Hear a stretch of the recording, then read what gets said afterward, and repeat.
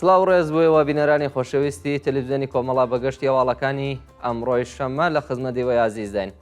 سەرەتا سەردێڕی چەند هەواڵ. بەرزڕاگرتنی ڕۆژی جیهانی چیا لەلایەن شاخەوانانی سنە. هەڵمەتی زاگرۆسانە لە شارەکانی پاوە و مەریوان. پێویستی خێرای وریشە مرادی بە چارەسەری پزیشکی. راپۆرتێک لەسەر 11 بەندکراوی مەحکوم بە ئێدامی کورد. خۆپێشاندانی کوردانی باکووری کوردستان بۆ پشتیوانی لە ڕۆژاوە. دەست بەسەرکردنی 18 ڕۆژنامەوان و چالاکی سیاسی لە باکووری کوردستان. کۆبوونەوەی خوێندکارانی زانکۆی ئازاد لە چەند شاری ئێران. ئۆلۆمپی 170 سنفی لە یاست. ناڕوونی چارەنووسی زارا ئیسماعیلی لە گرتوخانە ئیتلاعاتی کەرەج و ناڕەزایەتی نەتەوە یەکگرتووەکان دژ بە یاسای عیفاف و حیجاب لە ئێران.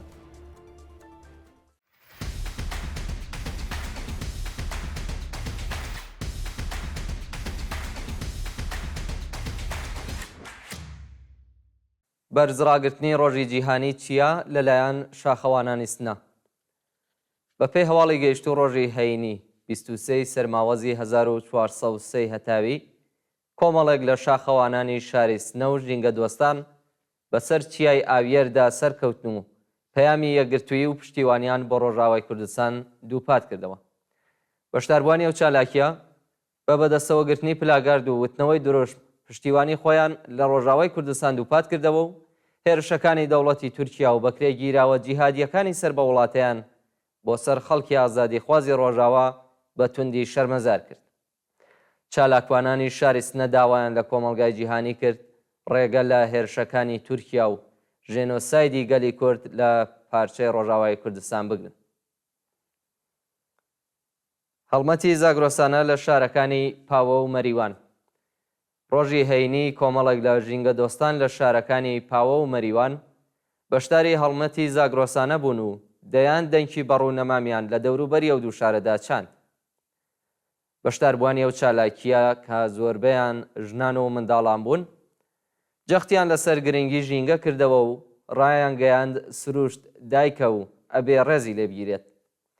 پاراستنی جوانی ژینگە و سروشتی ئەرکی هەموو کوردستانیانە و ئەبێ منداڵەکانمان لەگەڵ ئەو کولتورە جوانە پەروەردە بکەین. پێویستی خێرای وریشە مرادی بە چارەسەری پزیشکی.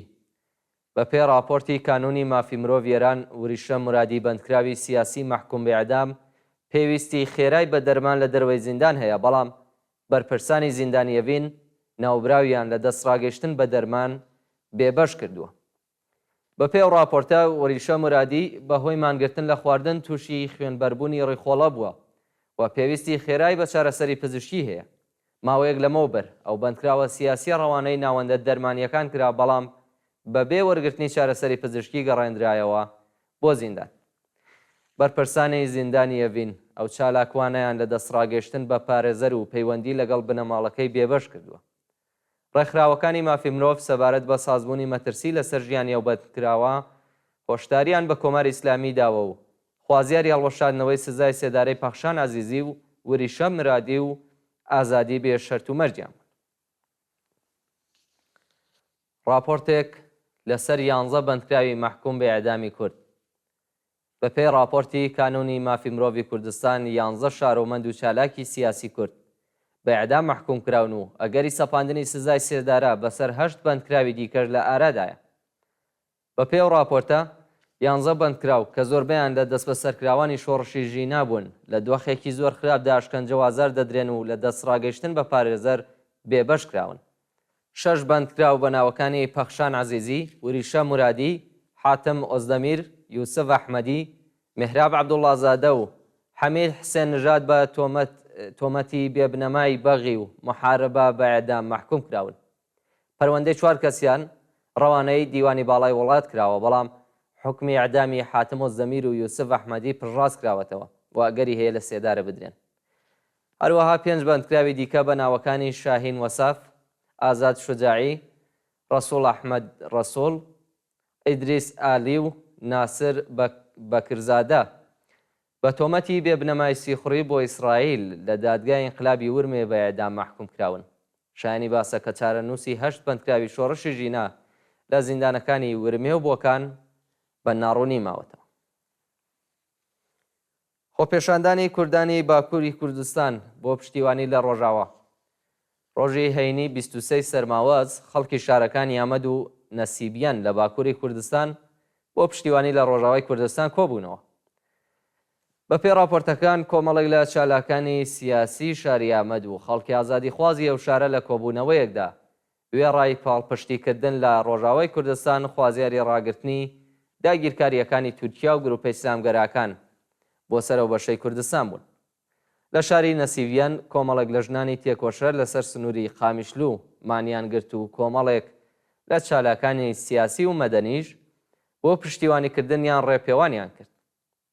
خۆپێشاندەرانی خەڵکی نەسیبیان بە وتنەوەی دروشمی بژی بەرخۆدانی ڕۆژاوە جەنایەتەکانی دەوڵەتی ئەردۆغانیان بە توندی ئیدانە کرد و خوازیاری کاردانەوەی توندی کۆمەلگای جیهانی لە پێشێلکاریەکانی دەوڵەتی فاشستی تورک بوون. دەست بە سەرکردنی 18 ڕۆژنامەوان و چالاکی سیاسی لە باکووری کوردستان.